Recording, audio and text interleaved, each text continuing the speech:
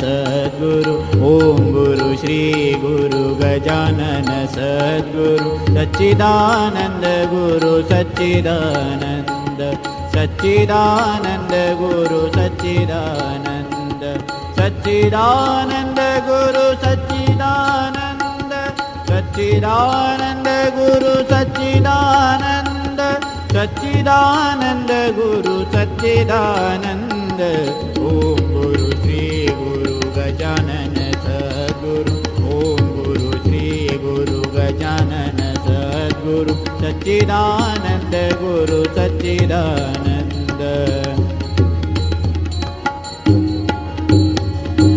सच्चिदानंद गुरु सच्चिदानंद सच्चिदानंद गुरु सच्चिदानंद सच्चिदानंद गुरु सच्चिदानंद ओम गुरु श्री गुरु गजानन सद्गुरु ओम गुरु श्री गुरु गजानन सद्गुरु सच्चिदानंद गुरु सच्चिदानंद सच्चिदानंद गुरु सच्चिदानंद सच्चिदानंद गुरु सच्चिदानंद सच्चिदानंद गुरु सच्चिदानंद सच्चिदानंद गुरु सच्चिदानंद ओम गुरु श्री गुरु गजानन सद्गुरु ओम गुरु श्री गुरु गजानन सद्गुरु सच्चिदानंद गुरु सच्चिदानंद सच्चिदानंद गुरु सच्चिदानंद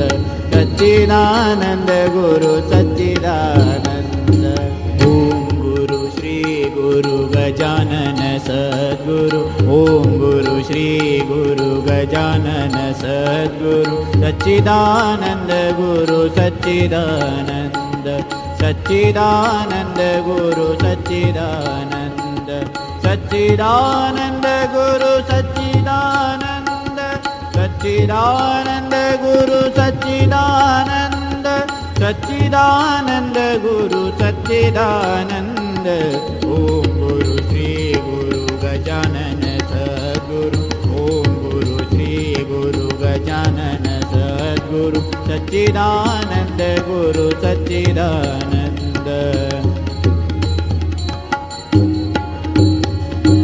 सच्चिदानंद गुरु सच्चिदानंद सच्चिदानंद गुरु सच्चिदानंद सच्चिदानंद गुरु सच्चिदानंद ओम गुरु श्री गुरु गजानन सद्गुरु ओम गुरु श्री गुरु गजानन सद्गुरु।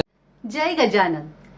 श्री गजानन महाराज उपासना केंद्र ठाणे आयोजित यूट्यूब चॅनलवर प्रसारित होणाऱ्या संत महिमा या उपक्रमातील आजचे 20वे पुष्प आपली गजानन माऊली यांच्यावरील 21 अध्याय 21 दिवसात लिहिले ते परमपूज्य संत दासगणू महाराज यांच्याविषयी आहे। आज परत एकदा आपल्या भेटीला येत आहेत गजानन भक्त आदरणीय श्रीयुत अरविंद कुलकर्णी सोयगाव म्हणजेच अरविंद दादा। याआधी याच उपक्रमातील 3रे पुष्प संत चोखामेळा व 8वे पुष्प संत एकनाथ महाराज यांच्यावरील निरूपण आपण सर्व भक्तांनी ऐकले, तुमच्या आमच्या मनाला भावले सुद्धा। अरविंद दादा आपल्याला आपल्याच कुटुंबाचे सदस्य वाटतात। सोयगावकरांशी आपले आपुलकीचे नाते आहे।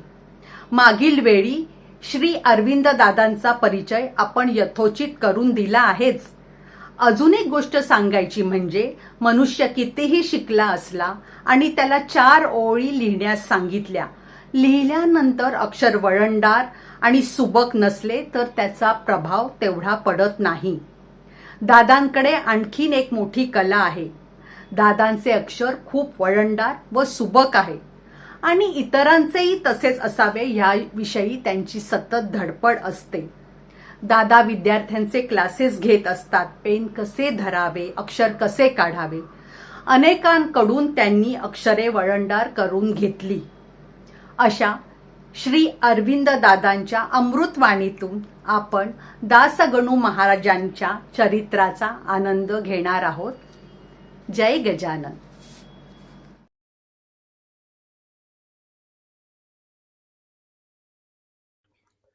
श्रीपाद श्री वल्लभ श्री नरसिंह सरस्वती स्वामी महाराज की जय।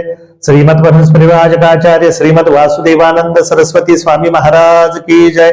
श्रीमद परमहंसपरिव्राजकाचार्य अधमोद्धारक भक्तवत्सल दीनदयाल समर्थ सद्गुरु श्री चैतन्यानंद सरस्वती नाना महाराज की जय। श्रीमद परमहंसपरिव्राजकाचार्य समर्थ सद्गुरु श्री कृष्णानंद सरस्वती समर्थ सद्गुरु श्री काका माऊली की जय।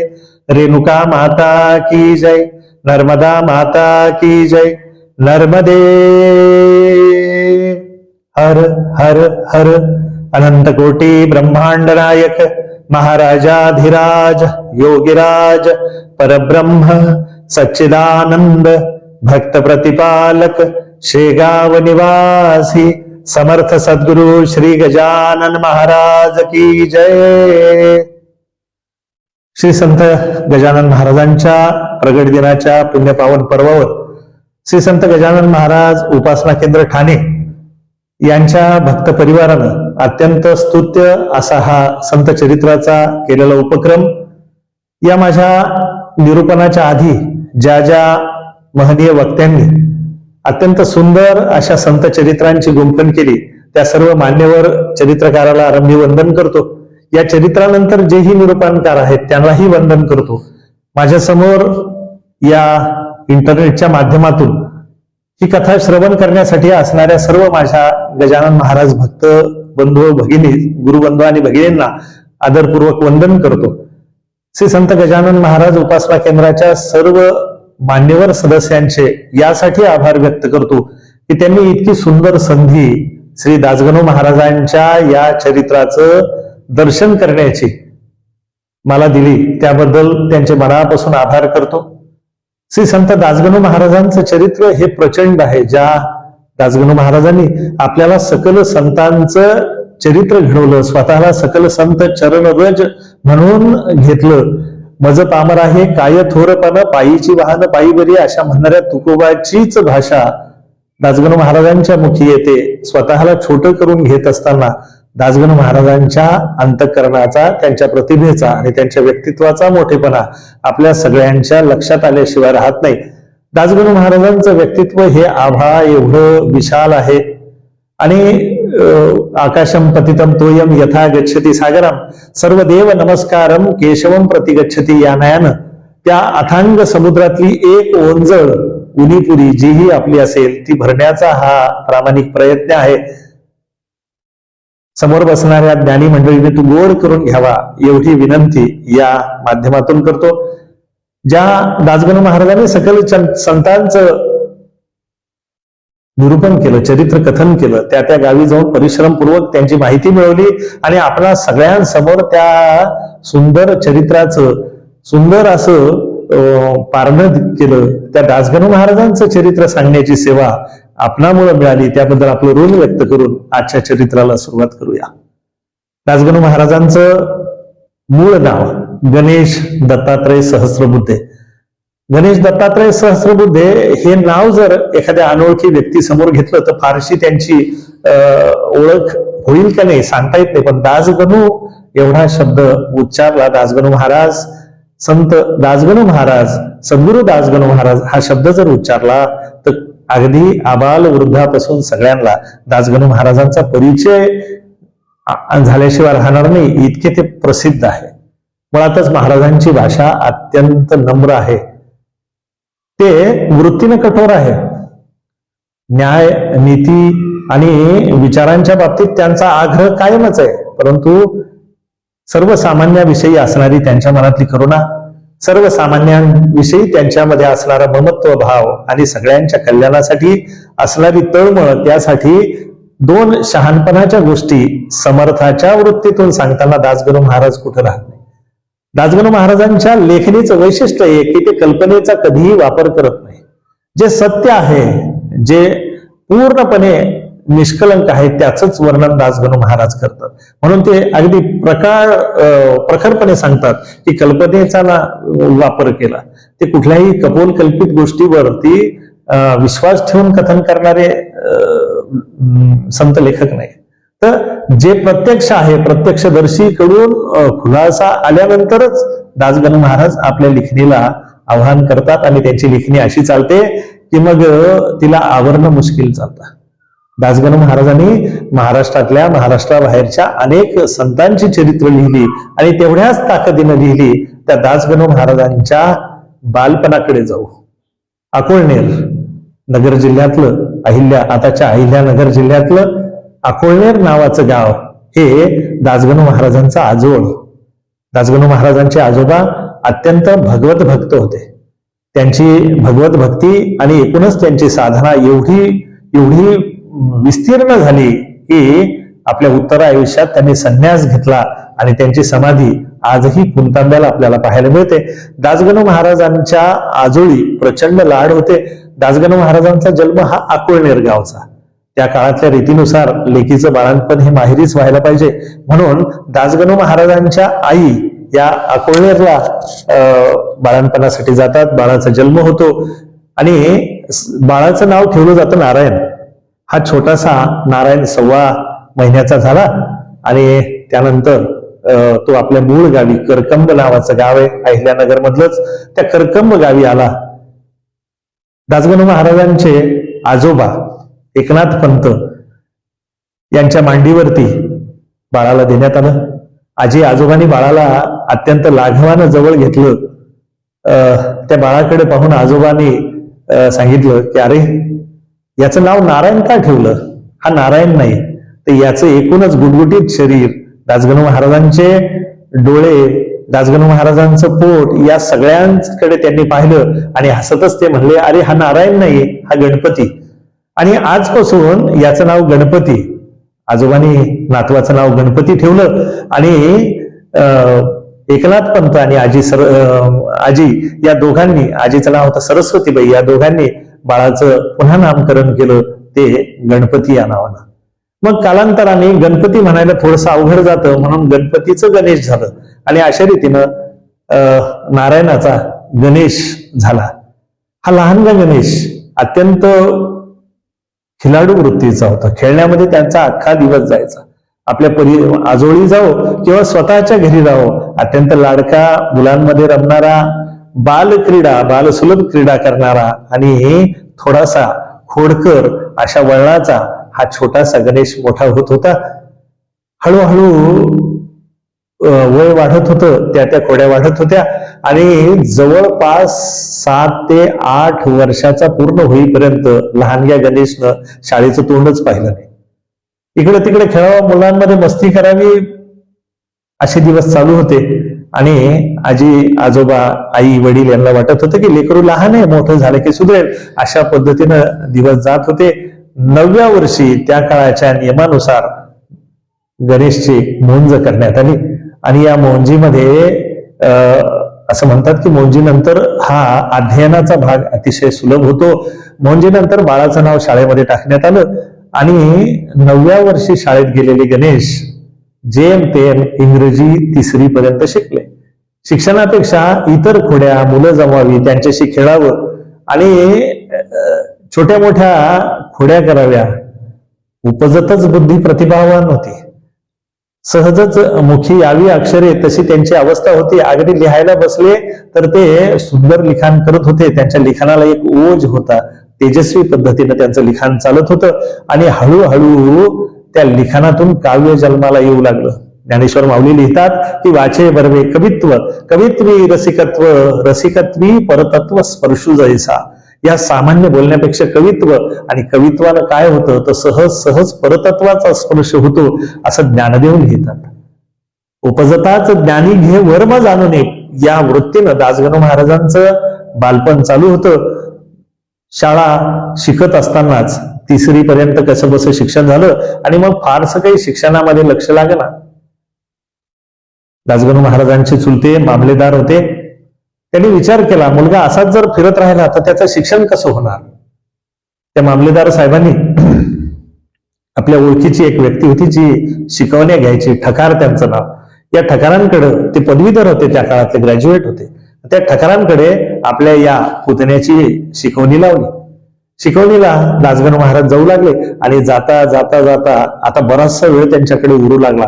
शिकवणीला गुरुजीने दिलं ते शिकावं चांगल्या पद्धतीने ते पूर्ण अध्ययन करावं. आणि हे अध्ययन चालू असतानाच दासगणू महाराजांची ओळख पोवाडे गाणाऱ्या, लावणी लिहिणाऱ्या, इतर अशी गीतं लिहिणाऱ्या व्यक्तींशी होत गेली. दासगणू महाराजांनी सुरुवातीला गंमत म्हणून त्यातले काही पोवाडे लिहिले, काही फटके, काही आर्या, या सगळ्या लिहायला सुरुवात केली. आणि आश्चर्य वाटावं त्या लोकांना की किती पद्धतशीरपणे अगदी वृत्तामध्ये हे सगळं लिखाण पाहून ते आश्चर्यचकित व्हायचे. आणि पुढे हळूहळू या तमासगीर मंडळींचा विळखा दासगणू महाराजांच्या भोवती पडू लागला. आणि ती सगळी मंडळी दासगणू महाराजांना विनंती करायची की आम्हाला असे गीत लिहून द्या. आणि लिहिल्यापणे दासगणू महाराज ती गीतं लिहून देत असत. बरेच वर्ष झाले तरी मुलगा सुधरत नाही. आणि मग घरामध्ये कुजबूज सुरू झाली की एखादा मुलगा जर सुधरत नसेल तर त्याचं लग्न करून द्या, मग तो आपोआप सुधरतो. या न्यायानं घरामध्ये विचार सुरू झाला. आणि दासगणू महाराजांच्या साठी मुलगी शोधायचा घरच्यांनी प्रयत्न सुरू केला. आणि त्याचमध्ये आष्ट्याचे जहागीरदार रानडे त्यांचं आडनाव, त्यांची मुलगी दासगणू महाराजांना सांगून आली. दासगणू महाराजांचा विवाह झाला. विवाहोपरांत मुलगा सुधरेल, त्याला जबाबदारीचं भान येईल आणि तो आपल्या अपेक्षेनुसार वर्तन करेल असं घरच्यांना वाटू लागलं. आणि काही चुकीची अपेक्षा नव्हती घरच्यांची. अगदी आपल्या मुलानं व्यवस्थित वागावं, 4 पैसे कमवावे, घराकडे स्वतःकडे लक्ष द्यावं, छान प्रपंच करावा, त्याला मुलं बाळ व्हावी आणि त्यांच्या कोड कौतुकात आपलं जीवन जावं, ही सामान्य आईबापाची अपेक्षा. तशीच दासगणू महाराजांच्याही आई वडिलांच्या अपेक्षा असेल आणि त्यात चुकती काय. परंतु दासगणू महाराजांच्या मूळ स्वभावामध्ये काही बदल होत नव्हता. आणि एक दिवस दासगणू महाराजांची चुलती दासगणू महाराजांवर कडाडली.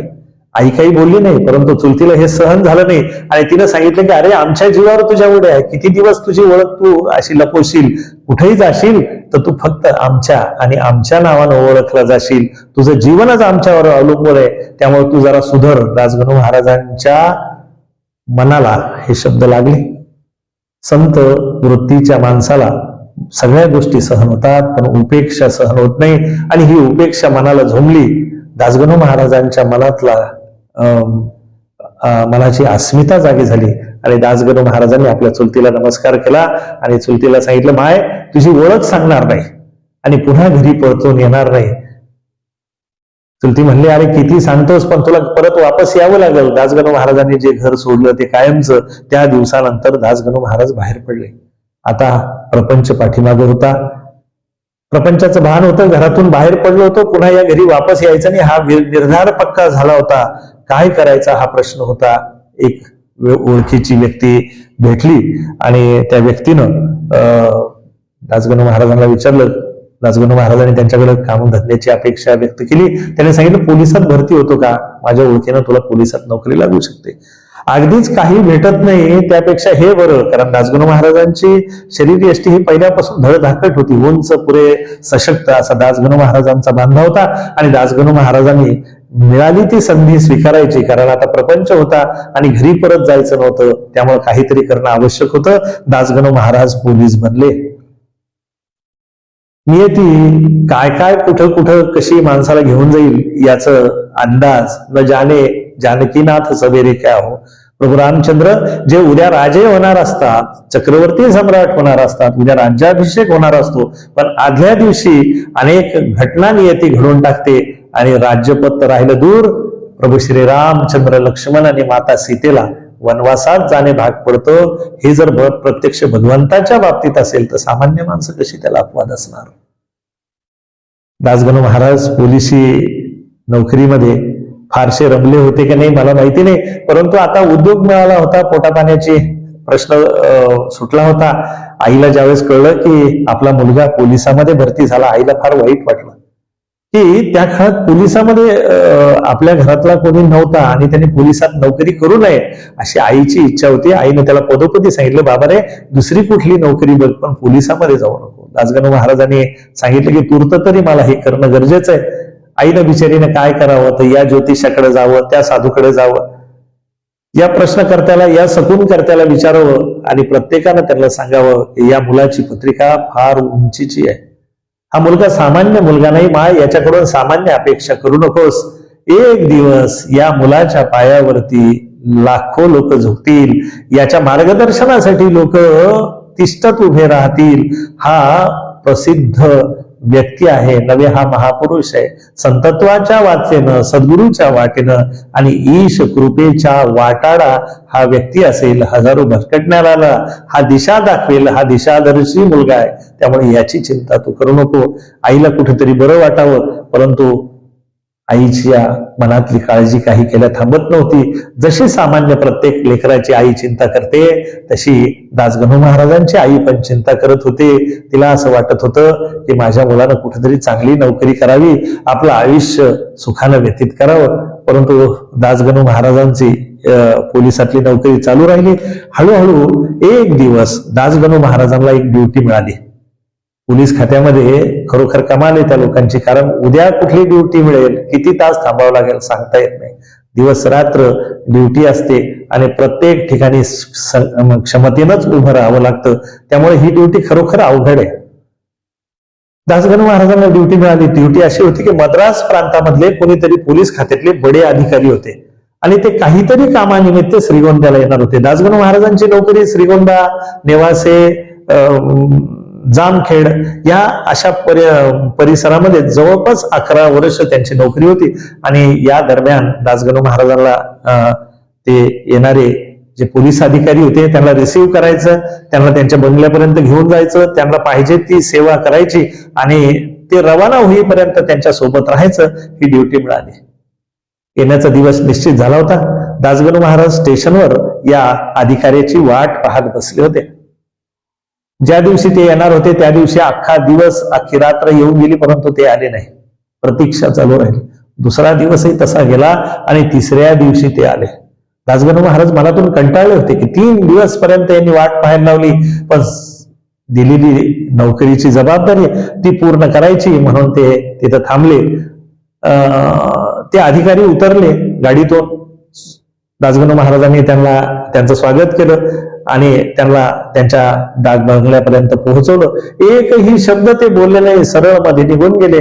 दासगणू महाराज बाहेर खुर्ची टाकून पुढील काही आदेश होतो का याची वाट पाहत बसले. मनातल्या मनात म्हणाले, हे 3 दिवसापासून थांबलो, हे महाशय आले आणि आले तसे मध्ये चालले गेले, एक शब्दही बोलले नाही. मनाला थोडी खंत झाली, परंतु वरिष्ठापुढे बोलता येत नाही म्हणून ते तसेच बसलेले राहिले. बराच वेळ आतून डाक बंगल्याचं दार लावलेलं होतं, लोटलेलं होतं. आतून काही आवाज येत नाही, काय चालू आहे हे पाहण्यासाठी त्यांनी त्या झरोक्यातून डोकावून पाहिलं. आणि आता मात्र दासगणू महाराजांना आश्चर्य वाटलं, कारण आतमध्ये जे अधिकारी अगदी कडक पोलिसी अधिकारी वेशात आलेले होते, आता ते साध्या वेशामध्ये होते आणि योगाच्या विलक्षण क्रिया त्यांच्या आतमध्ये चालू होत्या. त्या योगाच्या विलक्षण क्रिया पाहून दासगणू महाराजांचे डोळे विस्पारले गेले. आश्चर्याने ते पाहतच राहिले. त्यांचं दिव्य तेज पुंज शरीर आणि ते करत असणाऱ्या सगळ्या क्रिया त्यांनी पाहिल्या. आणि आतून आवाज आला, मध्ये या. दासगणू महाराज मध्ये जातात. काय संवाद झाला हे जाणण्याला ते दोघंच तिथे आहे, त्यामुळे आपण त्या संवादाचं फक्त अंदाज करू काय संवाद झाला असेल. आणि दुसऱ्या त्या संवादाचं रूपांतर दासगणू महाराजांनी त्या अधिकाऱ्याचे पाय धरले आणि त्यांना विनंती केली की मला तुमचा अनुग्रह द्या. क्षणातच आपल्या सद्गुरूची ओळख पटणं हे सत्शिष्याचं पहिलं लक्षण आहे. बराच वेळ त्यांनी नकार दिला, उपेक्षा केली, परंतु दासगणू महाराज हटले नाही. महाराजांच्या चरणाशी पक्के राहिले आणि शेवटी दासगणू महाराजांना त्यांनी अनुग्रह देण्याचं कबूल केलं. कोण होती ती व्यक्ती? ते होते वामन बुवा इस्लामपूरकर. जरी ते पोलीस खात्यात मोठे अधिकारी होते तरी ते मूळचे सद्गुरु तत्वाचे वाटावे सद्गुरूच होते. आणि दासगणू महाराजांवर त्यांचा पूर्ण कृपाला दासगणू महाराजांना त्यांचा झाला. दासगणू महाराजांनी त्यांना विनंती केली की बाबा मला आपला अनुग्रह पाहिजे.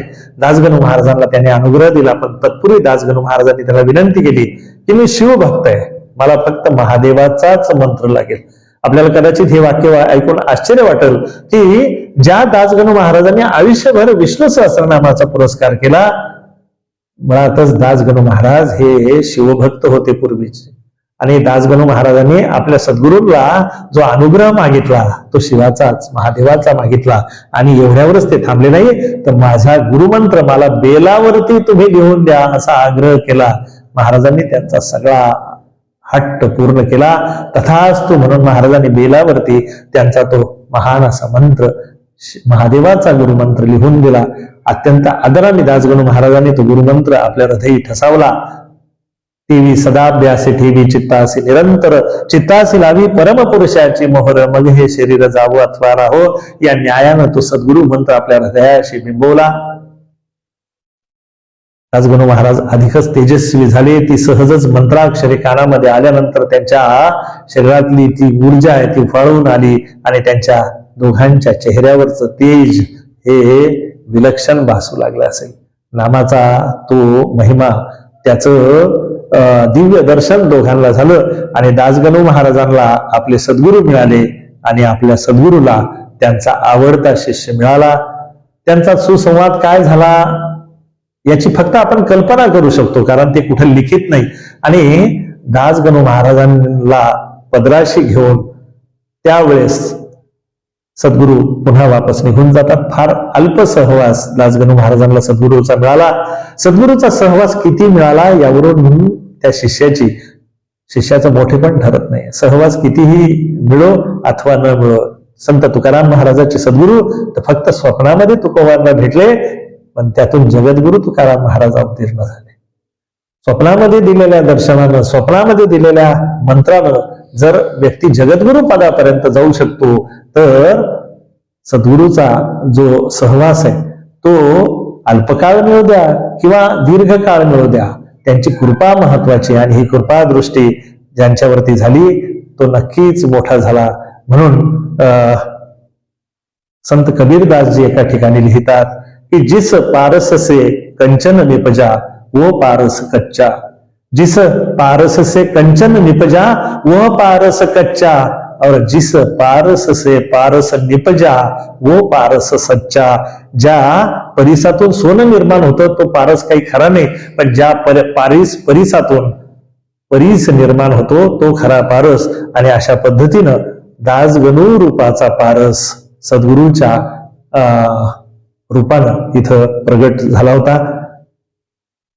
दासगणू महाराजांचा आनंदाला पारावार नव्हता. काही दिवस राहून वामनबुवा पुन्हा वापस जातात. काही दिवसानंतर पुन्हा त्यांचा निरोप येतो आणि त्या निरोपानुसार स्वामी असं सांगतात की माझ्यासोबत काशीला यायचंय. आणि दासगणू महाराज काशी दर्शन करून येतात आपल्या सद्गुरू सोबत.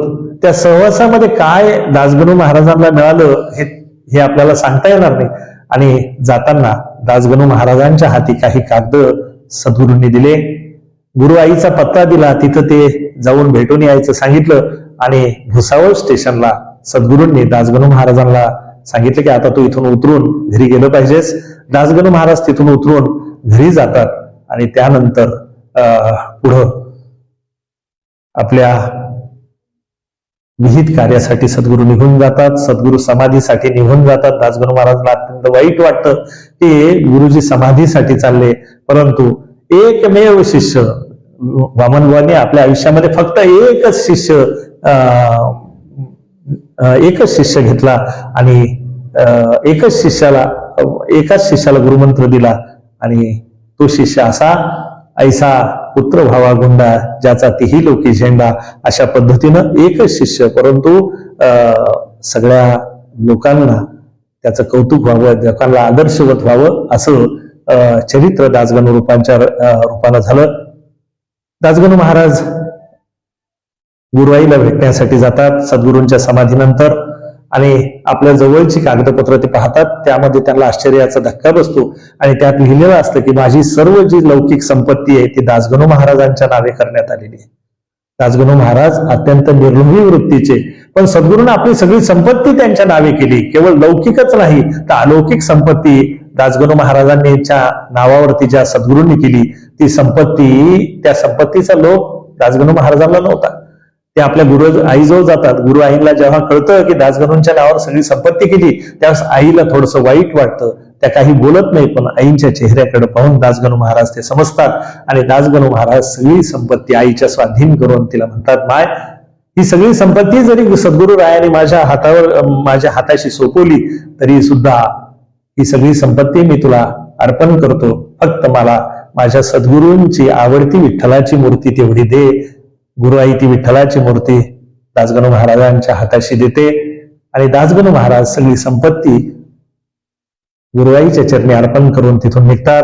सद्गुरूंनी दिलेल्या आदेशानुसार आता इथून पुढे तुझा सगळा भार साईबाबा सांभाळतील, तू साईबाबाला भेट असा आदेश मिळतो आणि त्या आदेशानुसार दासगणू महाराज पुन्हा वापस येतात आणि त्यावेळेस पहिल्यांदा दासगणू महाराज आणि साईबाबांची भेट होती. साईबाबांनी दासगणू महाराजांना पाहिल्याबरोबर साईबाबा उठून उभे राहतात. बडे काम का आदमी है असं म्हणून साईबाबा गणू महाराजांना गळ्याशी लावतात. खरं म्हणजे सद्गुरू भेटीनंतर दासगणू महाराजांनी स्वतःचं गणेश नाव बदलून दासगणू हा शब्द लिहिला, परंतु आपल्याला तो एवढा सरावाचा आहे की आपण सुरुवातीपासूनच त्यांची ओळख दासगणू महाराज म्हणूनच घेतो.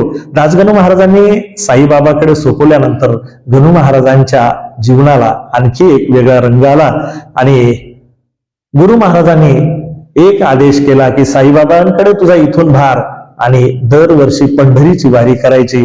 त्यामुळे कट्टर शिवभक्ताला दासगणू महाराजांच्या गुरूंनी पंढरपूरचं दैवत दाखवलं आणि दरवर्षी दासगणू महाराज पंढरीची वारी करू लागले. दरवर्षी आठवणींना वर्ष संपायच्या आत ते पंढरपूरला जात आणि वारी करून येत असत. यावर्षी गंमत अशी झाली की पूर्ण वर्षभर काही ना काही बंदोबस्त, कुठल्या तरी अडचणी, रजेच्या अडचणी या सगळ्या होत गेल्या आणि त्यामध्ये यावर्षी जाणंच झालं नाही.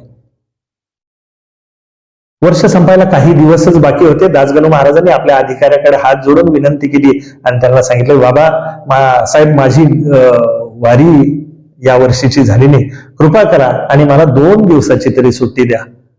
तो जो अधिकारी होता फार हेकेखोर होता आणि त्याला देव धर्म या सगळ्या गोष्टीचा काही फारसा हे नव्हता. दासगणू महाराजांचा तिरस्कार करणारे त्या अधिकाऱ्याने सांगितले की अजिबात तुला सुट्टी देणार नाही, तुला जाता येणार नाही. दासगणू महाराजांनी 2-3 वेळेस विनंती करून पाहिली, परंतु तो अधिकारी काही मानायला तयार नाही. शेवटी दासगणू महाराजांच्या मनाचा हिया झाला आणि अधिकाऱ्याला न सांगता दासगणू महाराज पंढरीला रवाना झाले. झालं, आपला अपमान करून, आपला आदेश न मानता, आपल्या आदेशाचं उल्लंघन करून यानं जाण्याची हिंमत ठेवली असं म्हटल्याबरोबर दासगणू महाराजांचा तो अधिकारी अत्यंत संतापला आणि ती भले मोठे कागदपत्र त्याने तयार केले आणि आपल्या वरिष्ठाकडे पाठवले की याला आदेश असताना आदेश झुगारून हा बाहेर बिना परवानगी नोकरीवरून गैरहजर आहे किंवा उपस्थित नाही. झालं, अधिकाऱ्यांना हे पत्र पोहोचल्यावर त्याच्याविषयी ऍक्शन व्हायला उशीर किती. ऍक्शन सुरू झाली. इकडे दासगणू महाराज पंढरीला गेले, पांडुरंगाचं दर्शन घेतलं, विष्णू पदावरती फिरून आले, चंद्रभागेचं स्नान केलं, संतांचे दर्शन झाले, बरोबरीच्या आवडीच्या मंडळीकडे जाणं झालं, कथा कीर्तनामध्ये रमणं झालं. माझी जिवाईची आवडी पंढरपुरा नेई गुढी अशा रीतीनं त्या दासगणू महाराजांनी त्या पंढरीच्या वाळवंटामध्ये सगळं फिरून झालं.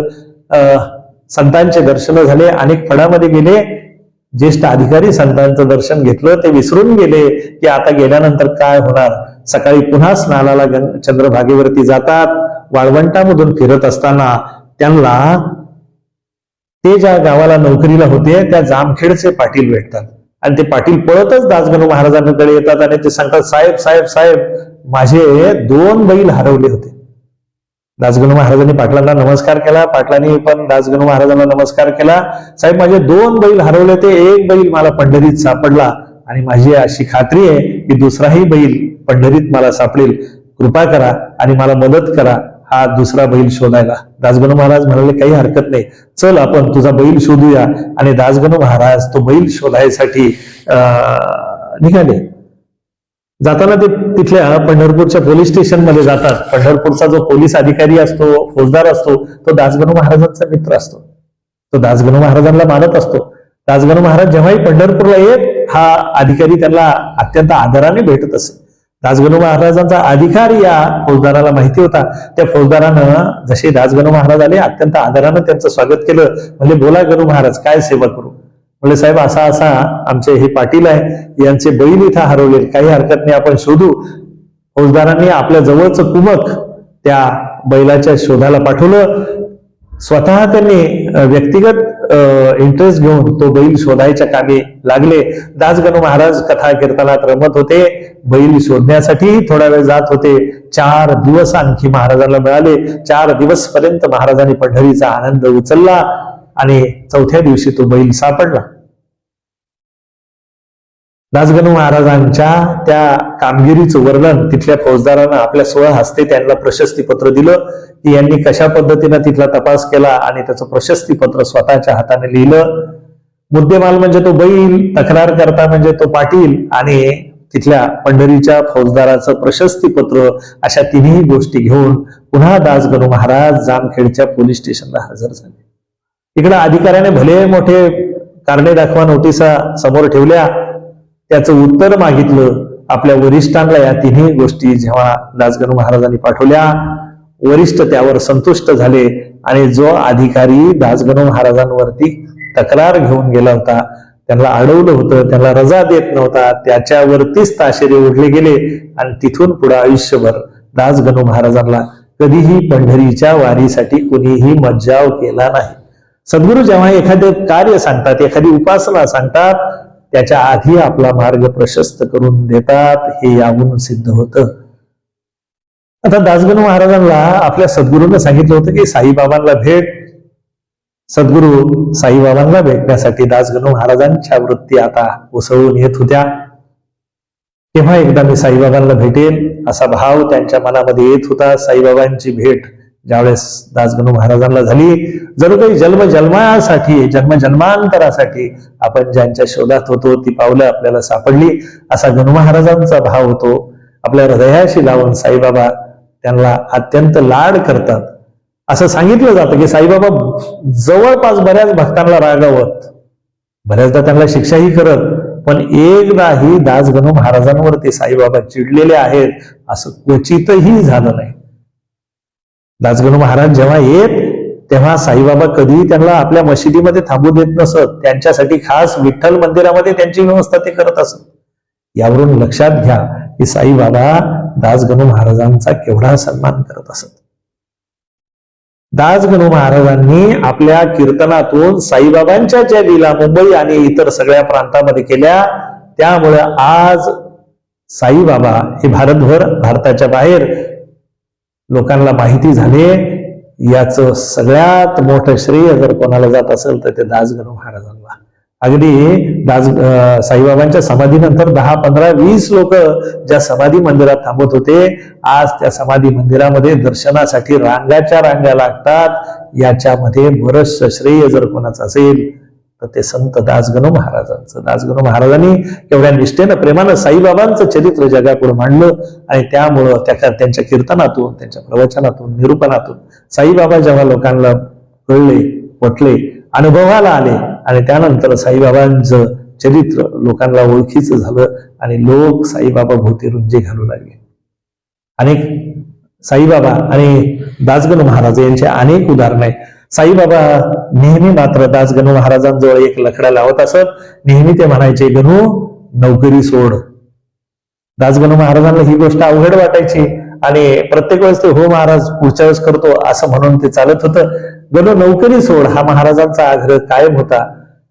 काय करावं असा प्रश्न त्यांना मनात असायचा. हो तर म्हटले होते पण अजून हिंमत होत नव्हती. बरोबरीच्या अधिकारी मित्र म्हणायचे, अरे गणू काय फकीराच्या नादी लागतोस, अरे उद्या तू फौजदार होणार, त्याही वरचा अधिकारी होणार, तुझ्याकडे एवढी विशाल बुद्धिमत्ता आहे, देवदेव कर, त्यांना भेटायला जा, दर्शनाला जा, यात्रा कर, पंढरीची वारी कर, पण नोकरी का सोडतोस? हे सगळं करून तुझं हे होतं.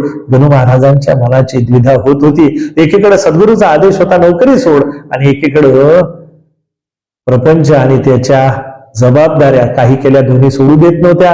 या दोघांमध्ये गणू महाराजांचं आंदोलन चालू होतं आणि त्याच दरम्यान गणू महाराजांचं लेखनही चालू होतं.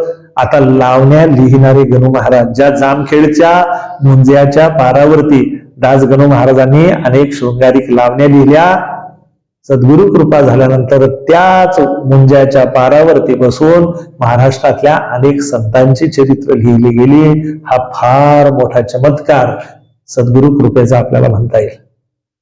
दासगणू महाराजांच्या मनामध्ये आता हा भाव यायला लागला की एकीकडे अंतःकरणामध्ये अभंग उमटत असताना या लावण्यांचं काय प्रयोजन.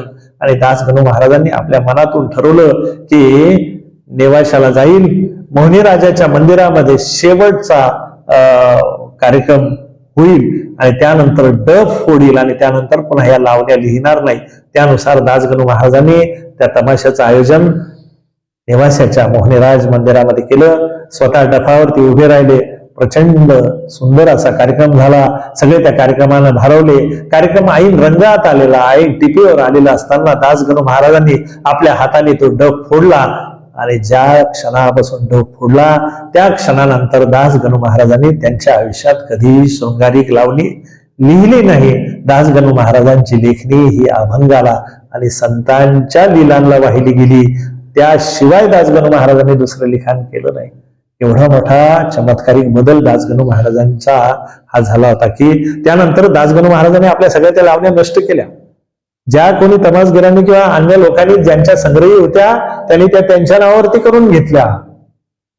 दासगणू महाराजांनी त्याकडे लक्ष दिलं नाही आणि त्यानंतर दासगणू महाराज हे केवळ संत चरित्रकार म्हणून आपल्याकडे ओळखले जातात. दासगणू महाराजांनी महाराष्ट्रातल्या अनेक संतांचं वर्णन आपल्या लेखणीतून केलं. त्याला कारण आहे तसंच घडलं. एक दिवस साईबाबा बसलेले होते. बाकीची जबाबदार आणि मोठी मोठी शिष्यमंडळी आजूबाजूला बसली होती आणि अचानक साईबाबा म्हणाले, अरे पोरांनो, मोठ्या मोठ्या संतांना जेवायला बोलवायचंय रे, त्यांना सगळ्यांना जेवायला बोलवा. असं म्हटल्याबरोबर बसलेली जी मंडळी होती, हा बाबा सांगा, तुम्ही सांगा कोणाकोणाला बोलवायचं त्याची यादी करा आणि आम्ही त्यांना बोलवतो. कुणी म्हटलं बाबा आम्हाला सांगा काय मेनू करायचा ते तुम्ही सांगा, आपण हे करू आपण ते करू. कोणी म्हटलं आपण हे करू. साईबाबा फक्त हसत होते. असं पाहता पाहता सहज त्यांचं लक्ष दासगणू महाराजांकडे म्हटले गेलं. गणू महाराजांची आणि साईबाबाची नजरानजर झाली. गणू तुझं काय मत आहे. गणू महाराज उठले. गणू महाराजांनी वही आणि कागद आणला, साईनाथांच्या पायावरती ठेवला. साईबाबांनी तो पेन कागद उचलून गणू महाराजांच्या हातात दिला आणि म्हणले सुरू कर. आणि त्या क्षणापासून महाराष्ट्रातल्या सगळ्या संतांना पाचारण केलं आणि त्यांचे लीला दर्शन सद्गुरू दासगणू महाराजांनी केलं. हे खरं भोजन. संत प्रतिकात्मक बोलत असतात पण संतांचं ते बोलणं समजून घेणं यासाठी अधिकार लागतो आणि हा अधिकार दासगणू महाराजांकडे होता. दासगणू महाराजांनी तो अधिकार चालवला. त्यानंतर साईबाबांच्या आदेशानुसार दासगणू महाराज कीर्तनाला उभे राहिले. संत दामाजी पंतावर दासगणू महाराजांचं पहिलं कीर्तन होतं. अगदी कीर्तनकाराच्या वेशात फेटा, अंगरखा, जरीचं उपरणं, रेशमी धोतर, गळ्यामध्ये हार, अशा भरदार वेशामध्ये दासगणू महाराज आले. साईबाबांनी त्यांच्याकडे पाहिलं. म्हणले गणू असं नसतं रे. आपल्या हाताने त्यातल्या अनेक गोष्टी काढून टाकल्या. अंगावरचं उपरणं आणि कमरेला धोतर एवढंच फक्त महाराजांनी ठेवलं. म्हणजे गणू आता कर कीर्तन. आणि आयुष्यभर दासगणू महाराजांनी याच वेशामध्ये कीर्तन केलं. कीर्तनाची निर्लोभीता शिकावी ते दासगणू महाराजांकडून. एकदा इंदोरचे तुकोजी राजे होळकर यांच्याकडे दासगणू महाराजांचं उत्सवाचं कीर्तन होतं. कीर्तनाला सगळी मंडळी जमली होती. दासगणू महाराजांचं कीर्तन आहे असं म्हटल्यानंतर परिसरातले सगळे मान्यवर जमले होते. तुकोजी राजे स्वतः राणी साहेबांसहित कीर्तनासाठी महाराजांच्या समोर येऊन बसले होते.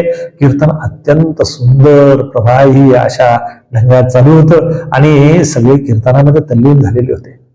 हळूच कीर्तनाच्या समाप्ती जशी जशी जवळ येत गेली तशी काही ताटं भरून, चांदीचे ताटामध्ये सोन्या नाण्याची नाणी भरून आणि हार, फुले, कपडे, लत्ते असा भला मोठा सरंजाम महाराजांच्या समोर आणून ठेवला गेला. आणि महाराजांच्या ते लक्षात आलं की आता हे सगळं बिदागीचा कार्यक्रम दिसतो. आणि महाराजांना आधीच लोकांनी सांगून ठेवलं होतं की तुकोजी राजे फार गरम स्वभावाचे, त्यामुळे तुम्ही जर इथं बिदागी नाकारली तर कदाचित त्यांना राग येण्याचा संभव आहे, त्यामुळे तुम्ही ते नाकारू नका. दासगणू महाराज फक्त उत्तरादाखल हसले. दासगणू महाराजांनी त्या सगळ्या बिदागीकडे पाहिलं. आता काय करायचं त्यांच्या मनानं. संत तेथे विवेका, चंद्र तेथे चंद्रिका, शंभू तेथे अंबिका, संत तेथे विवेका. विवेक हा संतांचा मूळ गुण असतो. विवेक वैराग्यशील असणाऱ्या दासगणू महाराजांनी लगेचच आपल्या मनामध्ये दुसऱ्या क्षणी जो विचार आला तो व्यक्त केला. आणि कीर्तन समाप्तीमध्ये दासगणू महाराज बोलतात की तुकोजी राजे एवढे उदार मनाचे आहे की ज्यांच्याकडे अनेक विद्यार्थी आपलं शिक्षण पूर्ण व्हावं म्हणून मदतीसाठी येत असतात. आणि तुकोजी राजे त्या सर्व विद्यार्थ्यांची मदत करत असतात, त्यांना शिष्यवृत्ती देत असतात. मी पण एक विद्यार्थी आहे आणि आज मी तुकोजी राजांकडे विद्या वेतन किंवा ज्याला शिष्यवृत्ती आहे ती मागायसाठी आलेलो आहे. गर्दीमध्ये बरेचसे लोक बसलेले होते की जे अजून दासगणू महाराजांना पूर्णपणे ओळखत नव्हते, ऐकून होते. ते म्हणले वा वा वा, म्हणजे आता प्रत्यक्ष दक्षिणा मागायची नाही पण अप्रत्यक्ष हा काहीतरी कार्यक्रम दिसतो. अशा पद्धतीने कुटिलांनी कुचेष्टेचा आपला जो स्वभाव आहे तो पुढे नेला. मनातल्या मनात काही जण म्हटले की अरे महाराज तर कधी असं बोलत नाही, आज का महाराज बोलतात. काही जण म्हटले अरे जर महाराज असे बोलले तर त्यामध्ये काहीतरी उद्देश असेल. सगळ्या जणांनी आपले कान टवकारलेले होते, जिज्ञासा चाळवले गेले होते. तुकोजी राजे महाराजांकडे पाहत होते. महाराज म्हणले की मी पण विद्यार्थी आहे आणि आज मला महाराजांकडून विद्या वेतनाची अपेक्षा आहे. देणार ना महाराज. तुकोजी राजांनी दोन्ही हात उंच केले आणि आपली मान डोलवली. तर आज मी तुकोजी राजांकडे माझी दक्षिणा मागणार आहे. मी अध्यात्म विद्येतला विद्यार्थी आहे. शब्द लक्षात घ्या. काय बोलले गणू महाराज की मी अध्यात्म विद्या शाखेचा विद्यार्थी आहे आणि माझी जी शिष्यवृत्ती आहे ती अयाचकता किंवा अलोभिता ही माझी शिष्यवृत्ती आहे. आणि त्यामुळं मला ती शिष्यवृत्ती महाराजांनी द्यावी. तुकोजी राजे काय समजायचे समजले. त्याने इशारा केला आणि ती सगळी भरलेली ताटं पुन्हा घरामध्ये रवाना झाली. आणि कीर्तनानंतर दासगणू महाराज पुन्हा आपल्या गावी परत आले. एकदा अशाच एका राजघराण्यामध्ये दासगणू महाराजांचं कीर्तन होतं. कीर्तन समाप्तीनंतर तिथंही पुन्हा अशीच सोन्या नाण्याच्या मोहरा आणि नाणी दासगणू महाराजांसमोर आली. आणि दासगणू महाराजांना तिथले राजे, त्या काळामध्ये बरेचसे राजे होते, त्यातले राजे हात जोडून महाराजांना म्हणतात राजेसाहेब महाराज हा भगवंताचा प्रसाद म्हणून आपण स्वीकारा. दासगणू महाराजांनी हसत हसत तो प्रसाद आपल्या हातामध्ये घेतला आणि मूठ भरून भरून आलेल्या सर्व मंडळीला तो वाटून टाकला आणि आठवणीनं ताट राजाच्या हवाली पुन्हा वापस केलं. ही होती दासगणू महाराजांची अगर्वता, अयाचकता, निर्लोभिता. कुठलाही लोभ ज्याच्या मनाला कधी शिवू शकत नाही असे दासगणू महाराज निष्कलंक आणि कुठल्याही मोबदल्याशिवाय जी तुकोबांची वृत्ती आहे तीच दासगणू महाराजांची वृत्ती आहे. आणि अशा दासगणू महाराजांच्या चरित्राला खरा किनार, खरा पैलू सापडला. अनेक साधू पुरुषांना त्रास दिल्याशिवाय, संतांना त्रास दिल्याशिवाय दुष्ट प्रवृत्तीच्या माणसांना हा समाधान वाटत नाही. सज्जनाला त्रास देणं हा जणू काही आपला हक्क आहे असे काही लोक असतात. ते सगळ्याच ठिकाणी असतात. तशा पोलीस खात्यातल्या काही दुष्टांनी आपल्या वरिष्ठाकडे कागाळी केली आणि सांगितलं की आपल्याकडं जो कान्हा भिल्ल नावाचा भिल्ल आहे लोणी आणि त्या डोंगर परिसरामध्ये लपलेला, आपल्याकडे एकमेव माणूस आहे की जो गुप्तहेर स्वरूपात जाऊन त्याचा शोध काढून आणू शकतो. वरिष्ठांनी विचारलं कोण आहे, तर त्यांनी सरळ सांगितलं की गणेश दत्तात्रय सहस्रबुद्धे, बक्कल नंबर 727, अतिशय तत्पर माणूस आहे. झालं. वरिष्ठांनी आदेश काढले. दासगणू महाराजांच्या हातामध्ये ते पत्र पडलं की तुमची नियुक्ती लोणी परिसरातल्या लपून बसणाऱ्या कुख्यात दरोडेखोर कान्हा भिल्ल याला शोधायसाठी तुमची ड्युटी आहे. दासगणू महाराजांच्या डोळ्यासमोर तारे चमकले. कान्हा भिल्ल हे काही साधं प्रकरण नाही. कान्हा अशी गोष्ट आहे की त्याच्या समोर काय आसपास फटकण्याची कोणाची ताकद नव्हती. पूर्ण परिसरावर त्याची दहशत होती. त्याच्याविषयी कोणी बोलत नव्हतं, त्याच्याविषयी कोणी साक्ष देत नव्हतं. आणि एखादा जर संशयित माणूस त्याच्या समोर आला तो कधीच जिवंत आला नाही. त्यातल्या त्यात पोलिसावर तर त्याचा अतिशय डोळा होता.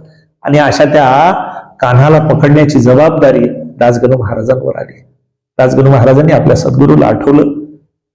सद्गुरू साईनाथांचा धावा केला, वामन शास्त्रींचा धावा केला, समर्थ रामदासांचा धावा केला आणि आपल्या ड्युटीवरती ते निघाले. वेषांतर केलं. आता वेषांतर केलं ते साधं धोतर, अंगावरती उपरणं, गंध भाळाला लावलेलं, पायामध्ये कसलीशी साधी चप्पल, हातामध्ये चिपळ्या, खांद्यावरती एक झोळी घेऊन दासगणू महाराज त्या लोणीच्या जंगलामध्ये आले. त्या जंगलामध्ये एक रामाचं, प्रभू श्रीरामाचं मंदिर होतं. त्या श्रीरामाच्या मंदिरामध्ये वस्ती केली. मंदिरात जाळं लोंबलेले होते. मंदिर कितीतरी दिवसापासून झाडलेलं नव्हतं.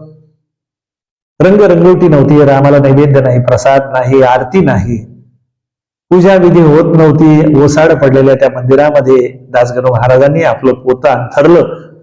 सगळ्यात पहिले त्या मंदिराची स्वच्छता केली. मंदिर झाडून लख स्वच्छ केलं. सकाळ संध्याकाळ रोज प्रभू श्रीरामाची पूजा अर्चा सुरू केली. मिळेल ते फळं, आजूबाजूला जे मिळेल त्याचा नैवेद्य दाखवायचा, तोच खायचा आणि आपले दिवस चालू होते.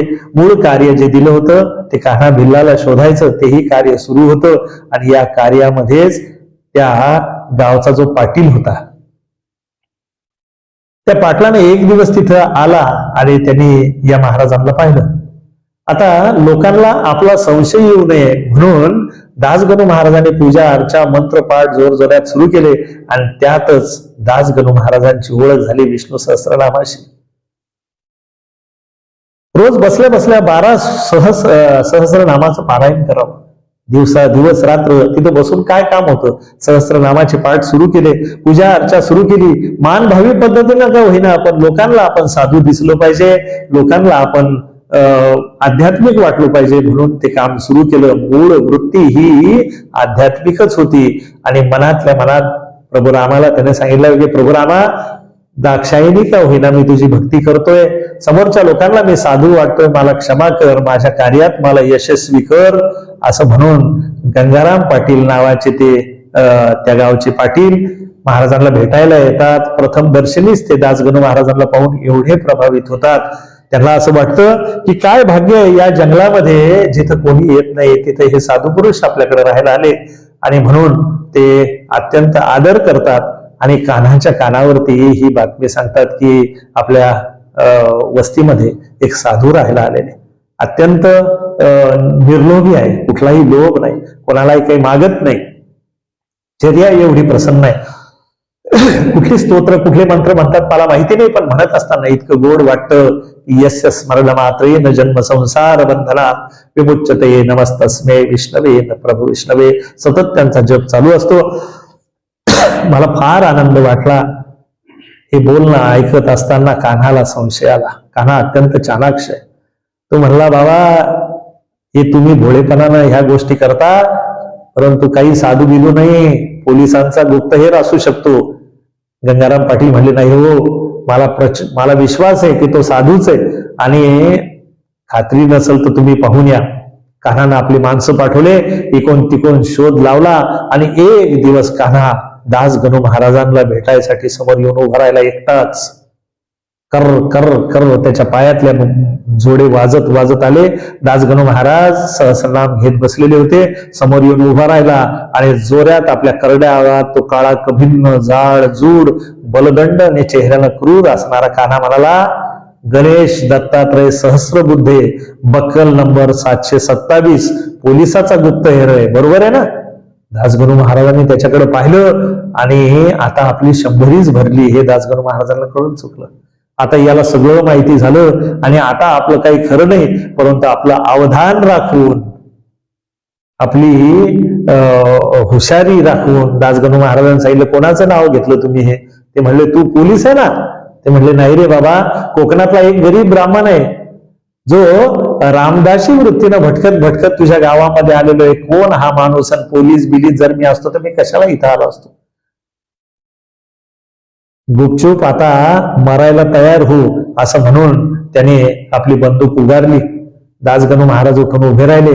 आता आपल्याला आपलं काही खरं नाही हे त्यांना कळून चुकलं होतं. पुढच्या क्षणी मृत्यू त्यांच्या समोर उभा होता आणि त्याने कान शिलावरती बंदूक रोखलेली होती. दासगणू महाराजांनी त्याला हात जोडला आणि एक गरीब ब्राह्मण आहे, एक गरीब रामदासी आहे आणि तुला जर मला मारायचं असेल तर माझा नकार नाही, पण माझी एक अट आहे, मी प्रभू रामचंद्राच्या पायावरती मस्तक माझं डोकं ठेवून नमस्कार करील, त्यावेळेस मला पाठीमागून गोळी चालव, माझ्या समोरून गोळी चालू नको. कान्हा म्हणला ठीक आहे, आणि दासगणू महाराज प्रभू रामचंद्राच्या पायावरती नतमस्तक झाले. जसंही त्यांनी पायावरती डोकं ठेवलं, काही सेकंद प्रतीक्षा केली की आता गोळी येईल तेव्हा गोळी येईल, आणि या भाव अवस्थेत दासगणू महाराजांची भाव समाधी लागली. दासगणू महाराज तिथंच पडून राहिले. तरुणो रूप संपन्नो सुकुमारो महाबलो पुंडरीक विशालाक्षो चीर कृष्ण जिनांबरो फल मूल असे आपल्या मनातल्या मनात ते राम रक्षा स्तोत्राचं पाठांतर करत होते. 10 मिनिटं झाले, 15 मिनिटं झाले, अर्धा तास झाला. कुणीतरी गावातले लोक आले, तोंडावरती पाणी शिंपडलं आणि दासगणू महाराजांना शुद्धीवरती आणलं. दासगणू महाराज भाव समाधीतून बाहेर आले. त्यांनी आजूबाजूला पाहिलं, कान्हा भिल्ल कुठंच दिसला नाही. गावातल्या गावकऱ्यांनी विचारलं काय झालं. दासगणू महाराजांनी सांगितलं काहीच नाही. आणि अशा रीतीने दासगणू महाराज पुन्हा आपल्या कामाला लागले. त्यांच्याऐवजी एखादा दुसरा व्यक्ती असता तर पळून गेला असता. दासगणू महाराजांनी पुन्हा आपले 12 सहस्रनाम सुरू केले, आपलं काम सुरू केलं. दुसऱ्या दिवशी गंगाराम पाटील दासगणू महाराजांना पुन्हा भेटायला आला. म्हणजे बाबा तुम्हाला त्रास झाला, क्षमा करा, परंतु तुमच्याविषयी कान्हाला संशय आला होता म्हणून तो आला. उद्या कान्हा आपल्या वस्तीमध्ये येणार आहे, गुऱ्हाळात तो येणार आहे, जेवणासाठी सगळी मंडळी जमणार आहे. बाबा मी तुम्हाला आमंत्रण करतो, तुम्ही आमच्या गुऱ्हाळाला पाय लावा, तुम्ही जेवायला या. दासगणू महाराज म्हणले बाबा रे, मी एक साधा सुद्धा माणूस आहे, कान्हा येणार म्हणजे तुम्ही वेडं वाकडं काहीतरी शिजवणार, कशाला मला तिथे पाठवतो, त्यापेक्षा तुम्ही तुमचा कार्यक्रम करा, माझ्यासाठी एखादं ऊसाचं पेर मात्र मला वापस पाठवा. गंगाराम पाटील म्हणाले काही हरकत नाही, आणि गंगाराम पाटील निघून गेले. दासगणू महाराजांनी आपल्या निरोप्या मार्फत पोलीस खात्याला बातमी पाठवली की उद्या अमुक अमुक ठिकाणी अमुक अमुक वेळेस कान्हा येणार आहे, त्याला शोधायसाठी जा. पण तत्पूर्वी दासगणू महाराजांनी आणखी एक विनंती केली होती की आपल्या पोलीस खात्याला विनंती करून माझा संशय कान्हाला आलेला आहे, त्यामुळं तुम्ही काहीतरी निराकरण करा असं सांगितलं. त्यामुळं पोलीस खात्याचा एक माणूस गावकऱ्यांना घेऊन पुन्हा दासगणू महाराजांकडे आला आणि खोटंच त्यानं दासगणू महाराजांवरती आळ घेतलं की तू कान्हाचा माणूस आहे, तू काय करतोस, तू असं म्हणून हे केलं. दासगणू महाराजांनी हातपाया पडून त्यांची विनंती केली. गंगाराम पाटलांनी सुद्धा त्यांची बाजू उचलून धरली. पोलीस वापस गेल्यानंतर आता दासगणू महाराजांविषयी आलेला संशय निवटला आणि प्रत्येकाला असं वाटू लागलं की हा मनुष्य कान्हाचा हस्तक नसून किंवा पोलीस खात्याचाही नसून हा कोणी साधू आहे, आणि गावातल्या लोकांची त्यांच्यावरती श्रद्धा कायम झाली. मग गुऱ्हाळाचं निमंत्रण आलं. दासगणू महाराजांनी ते निमंत्रण नाकारलं, पण नाकारत असताना हुशारीनं दासगणू महाराजांनी पोलिसांना याची खबर दिली की अमुक अमुकाच्या खळ्यामध्ये हा कान्हा येणार आहे. पोलीस खात्याची मंडळी तिथं आली, भरपूर सैन्य बरोबर घेऊन आले पोलीस खात्याचे. कान्हाची आणि समोर पोलिसांची प्रचंड चकमक झाली. मोठीशी आग पेटवून कान्हा शितापिना तिथून निसटला आणि गंगाराम पाटील पळतच पुन्हा दासगणू महाराजांकडे मंदिरात आला. कसंही करा आणि कान्हाला सोडवा अशी विनंती केली. दासगणू महाराजांनी डोळे मिटून काहीतरी पुटपुटले. त्या गंगाराम पाटलाला असं वाटलं की यांनी विनंती केल्यामुळंच आपला हा कान्हा सुटला, आणि कान्हा पुन्हा गंगाराम पाटलाला भेटल्यानंतर तो म्हणतो की तुमचा तो माणूस पोलीसच आहे. गंगाराम पाटलाने त्याची समजून सांगितले, अरे त्या साधूनं तुझ्यासाठी देवाजवळ प्रार्थना केली म्हणून तू सुटला, तू त्यांच्या काय मागे लागतोस. कान्हालाही त्याची खात्री पटली. कान्हा पुन्हा गंगाराम पाटलासह दासगणू महाराजांच्या पाया पडायला आला आणि तो दासगणू महाराजांच्या चरणावरती जेव्हा झुकला तेव्हा पायाकडे पाहिल्यानंतर पुन्हा तो उठून उभा राहिला. पुन्हा त्याच्या मुठी वळल्या गेल्या.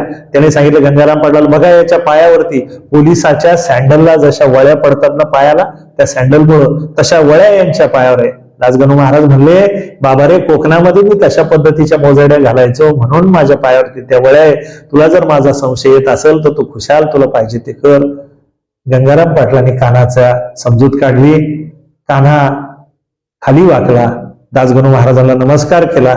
आपल्या गळ्यातलं 7 तोळ्याचा हार त्यांनी काढला आणि दासगणू महाराजांच्या पायावरती ठेवला. म्हणले, स्वामी महाराज, ही माझ्यातर्फे दक्षिणा घ्या. स्वामींनी ते उचललं. म्हणले, बाबा, सोने चांदी आम्हा मृत्तिके समान, महाराष्ट्राचा राजा छत्रपती शिवराय तुकोबांच्या घरी आपली सगळी संपत्ती पाठवतात, परंतु राम राम म्हणामुखी आम्ही तेने सुखी, अशा म्हणणाऱ्या तुकोबाच्या वृत्तीनं गणू महाराजांनी तो हार गंगाराम पाटलाच्या हातामध्ये ठेवला आणि त्यांना सांगितलं, यातले ती अर्ध जे आहे या मंदिराचा जो पुजारी जो पैशाअभावी हे मंदिर सोडून गेला त्याला द्या आणि उरलेल्याचे पैसे करून या मंदिराची डागडुजी करा. एवढी ही निस्पृहता, अशी विलक्षण निस्पृहता जिथे दिसते तिथंच संतांची कृपा होते. त्या दासगणू महाराजांची याच्यातून सुटका झाली. त्यानंतर दासगणू महाराजांनी पुन्हा वापस आले. त्यांच्या मित्राच्या दवाखान्यामध्ये गेले. मित्रांनी सांगितलं की याच्यातून सुटका होण्यासाठी मित्रांनी प्रमाणपत्र दिले की दासगणू महाराजांची दाढी बिडी वाढून ते काही दिवस आजारी पडतात आणि त्या डॉक्टरांनी सांगितले यांचं हृदय एवढं कमकुवत झालेलं आहे की यांना आता अवघड ड्युटी देऊ नका. आणि दासगणू महाराजांची पुन्हा जामखेडच्या ठिकाणी रवानगी होते. आता मात्र पोलिसाची नोकरी सोडल्याशिवाय पर्याय नाही हे त्यांना कळून चुकतं. दासगणू महाराज पोलिसाची नोकरी सोडतात आणि पूर्णपणे आपल्या संत वृत्तीला साजेस आचरण दिनचर्या आता दासगणू महाराजांची होते. अनेक यात्रा दासगणू महाराजांनी केल्या, ज्यामध्ये मोठे महाराज परमहंस परिव्राजकाचार्य श्रीमद वासुदेवानंद सरस्वती यांची भेट होते. स्वामी महाराज दासगणू महाराजांचे प्रचंड लाड करतात. एक नारळ सद्गुरू साईनाथ महाराजांना देण्यासाठी ते दासगणू महाराजांजवळ देतात. बरोबर अनेक मंडळी असते आणि ती मंडळी घेऊन दासगणू महाराज पुन्हा साईबाबाकडे येण्यासाठी निघतात. रस्त्यामध्ये मंडळी फराळाला बसते, पण चिवडा अत्यंत तिखट असतो, त्या तिखटामुळे तोंड भासतं. दासगणू महाराज कुठे बाहेर गेलेले असतात, तेवढ्यात बरोबरची मंडळी म्हणते की बरोबर नारळ आहे, तो नारळ जर फोडून सोबत खाल्ला तर आपल्याला चिवडा तिखट लागणार नाही. ते नारळ फोडतात आणि चिवड्यासोबत खातात. दासगणू महाराज तिकडून आल्यानंतर त्याला वाईट वाटतं. दासगणू महाराज जेव्हा साईबाबांना भेटायला जातात, साईबाबा जोर जोरात ओरडतात, गणू तू चोरटा आहेस, माझा नारळ चोरला. दासगणू महाराज खाली मान घालून उभे राहतात. टेंबे स्वामींनी वासुदेवानंद सरस्वती स्वामी महाराजांनी दिलेला नारळ या लोकांनी खाल्ला आणि आळ मात्र दासगणू महाराजावर आलं. याचं मंडळीला वाईट वाटतं. एवढी एकनिष्ठ व्यवहार टेंबे स्वामी असू द्या, साईबाबा असू द्या, गजानन महाराज असू द्या, या संतांमधलं अभेदत्व, या संतांमधलं ऐक्य आपल्याला यातून दिसतं. खरं म्हणजे दासगणू महाराजांनी अनेक संतांची चरित्र लिहिली, पण यातलं महत्वाचं चरित्र जसं दासगणू महाराज लिहून जातात की माळा आधी ओवितो, मेरू मनी नंतर ओवितो, त्या संत श्री गजानन महाराजाचं चरित्र मला अत्यंत आश्चर्य वाटतं की दासगणू महाराज इतक्या जवळचे, इतक्या आवडीचे संत असतानाही साईबाबांनी आपलं चरित्र दाभोळकरांकडून लिहून घेतलं, नक्की दासगणू महाराजांकडून. दासगणू महाराजांची क्षमता साईबाबांना माहिती होती नक्कीच, परंतु या आपल्या विशेष शिष्याकडून विशेष संतांचं चरित्र लिहून घ्यावं ही साईबाबाची इच्छा होती. म्हणून दासगणू महाराजांचा हा प्रचंड पुरुषार्थ आहे. दासगणू महाराजांनी जी गजानन विजयाची रचना केली ती खरोखर अवर्णनीय आहे. दासगणू महाराजांच्या या गजानन विजय ग्रंथामधून ज्ञानेश्वरीचं दर्शन होतं. त्यामधून तुकोबाच्या अभंगाचं संत चरणी रज हा अभंग मधून डोकावतो. त्यामधून समर्थ रामदासांचा मनोबोध, मूर्ख लक्षण, साधूचे लक्षण, सज्जन पुरुषाचे लक्षण, उत्तम पुरुषाचे लक्षण, हे सगळ्या संतांचा धांडोळा घेऊन गणू महाराजांनी या गजानन विजयाची रचना केली. अत्यंत प्रासादिक ग्रंथ, ज्याच्या वाचनाने लोकांच्या जीवनातला अंधार दूर होतो, लोकांच्या जीवनामधला आळस, अहंकार, अभक्ती दूर होते, साधनेसाठी माणसं योग्य होतात. त्या गजानन विजय ग्रंथाचं श्रेय द्यावं तेवढं थोडंच आहे. हे रामचंद्र पाटलांनी पंढरपूरला येऊन महाराजांची विनंती केली. आपल्याला सगळा कथा भाग तो माहितीये. आणि महाराजांनी त्यांना सांगितलं की मी एक गरीब रामदासी आहे, मला यात काही नको, फक्त माझं जाण्या येण्याचं भाडं द्या. आणि हे डोळ्याच्या मोतीबिंदूच्या ऑपरेशनानंतर महाराज जातात. हजारो टाळकरी जमलेले, रथामध्ये महाराजांना बसण्याचा आग्रह केला जातो, पण निस्पृह वृत्तीच्या आणि विवेकाचं भान असणाऱ्या दासगणू महाराजांनी रथाच्या मागे पायी चालत गेले आणि रथामध्ये गजानन महाराजाची मूर्ती ठेवलेली किंवा तसबीर ठेवलेली आणि त्याच्या मागून दासगणू महाराज चालत मंदिरात जातात. दुसऱ्या दिवशीपासून स्नान संध्यादी कर्मानंतर लेखनाला सुरुवात होणार आहे. तत्पूर्वी समाधीमध्ये भुयारात जाऊन महाराजांचं पूजन अर्चन केलं. महाराजांसमोर 12 सहस्रनामाचा पाठ केला आणि जसं शंख भृन्नंद की चक्री शारंग धनवा गदाधरा रथांग असा श्लोक होत होत होत सर्व प्रहरणायुध सर्व प्रहरणायुध सर्व प्रहरणायुध ओम नम इति असा म्हणून 12वा विष्णू सहस्रनामाचा पाठ संपला आणि पायऱ्यावरून नमो स्वनंताय सहस्रमूर्ते सहस्रपादाक्षि शिरूर बाहवे सहस्रनामने पुरुषाय शाश्वते सहस्रकोटी युगधारिणे नमः असा गजर करतच राम पंचायतासमोर महाराज येऊन बसतात. ठरलेली जागा आहे. समोर छगनभाऊ बसलेले लिहिण्यासाठी पाटील मंडळी आणि महाराजांचे जाणते भक्त समोर बसलेले आणि जणू काही पाठांतर असावं तसं दासगणू महाराज लिखाणाला बसतात. जय जयाजी उदार कीर्ती जय जयाजी प्रताप ज्योती अस्खलितपणे महाराजांची एक एक ओवी 3-3.5 हजार ओव्या लिहून होतात, ज्यामध्ये कुठंही थांबावं लागत नाही. गंगेचा ओघ गंगेचा प्रवाह. मुळात दासगणू महाराज हे गंगापुत्र आहे, गोदावरी पुत्र आहे. वस्ती गोदावरी तीरी असावी एवढंच ते वारंवार मागतात. त्यांच्याकडे गोदावरीचा तो प्रवाहीपणा त्यांच्या वाणीमध्ये उतरतो आणि एक एक अक्षर गोदावरीचं पवित्र जल होऊन त्या वहीवरती अक्षराच्या रूपाने ध्वनित होतं. इतका सुंदर ग्रंथ महाराजांनी आपल्या गजानन भक्तांसाठी दिला. सगळ्या संतांचं चरित्र लिहिलं. त्या दासगणूंचं चरित्र मी सामान्य मनुष्य काय वर्णन, जशी बुद्धी दिली जसं बुद्धी दिली त्या पद्धतीनं वर्णन करायचा प्रयत्न केला. खरं म्हणजे हे वर्णन करताना सांगितल्यापेक्षा न सांगितलेला भाग फार मोठा आहे. त्या न सांगितलेल्या भागाबद्दल भगवंत मला क्षमा करू. जेही चरित्र सांगण्याचा प्रयत्न केला त्यातलं जे जे चांगलं असेल तो माझ्या सद्गुरूचा प्रसाद, तो आपण स्वीकार करा आणि तो तुमच्या जीवनात कल्याण आणेल. यात जे जे काही कमी राहिलं असेल, चुकीचा असेल, तो माझ्या बुद्धीचा दोष तुम्हाला परत करा. दासगणू महाराजांच्याच लिखाणानं आपण या निरूपणाच्या उत्तरार्धाकडे जाऊया.